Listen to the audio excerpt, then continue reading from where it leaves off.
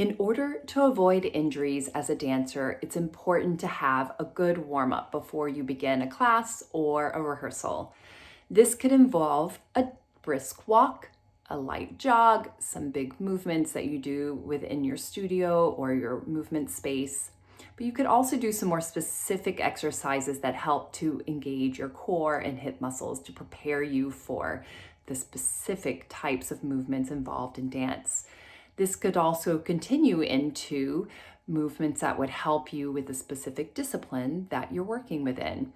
And this could involve pliés and tendus and releves, movements that get your hips, legs, and feet engaged so that they're ready to go. Begin on your back with your feet on the floor. This exercise is to engage your abdominals while you move the legs. So you're going to start with pressing your low back into the floor. So you tuck the tail under and reaching your tail back towards the floor. So just a pelvic tuck and tilt, which is a nice way to work towards finding a neutral pelvis position.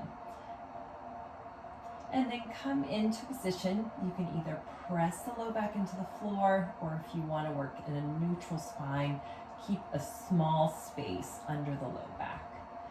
With the abdominals drawn towards the spine, we're going to just march the legs. So you'll bring one leg up at a time.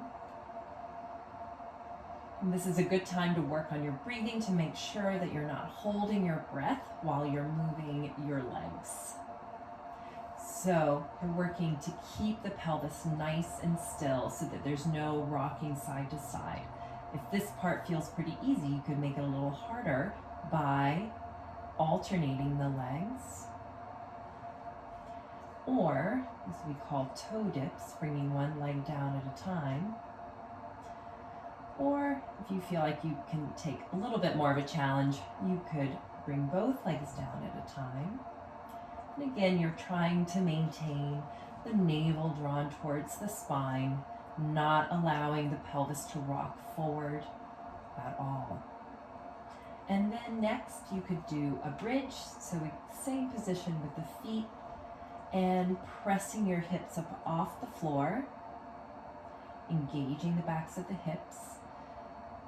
You could do that 2 to 5 times, just holding the position. If you're tight in the front of the hips, this is a good dynamic stretching of the front of the hips.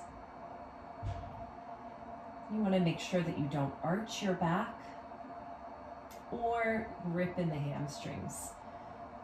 If the hamstrings are gripping, they might go into spasm in this position. And then you could try a marching. So you're again working on moving the legs without allowing the pelvis to rock side to side or to rotate in one direction or another.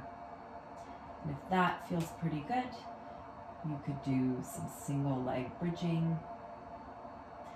And with the march and this bridging, just could do between 5 and 10 or more. You just want to make sure that you're consistent with the number that you do on each side. And that's it. So that's a good warm-up lying down, and then you could come up to standing and do some other movements that warm up the remainder of the body.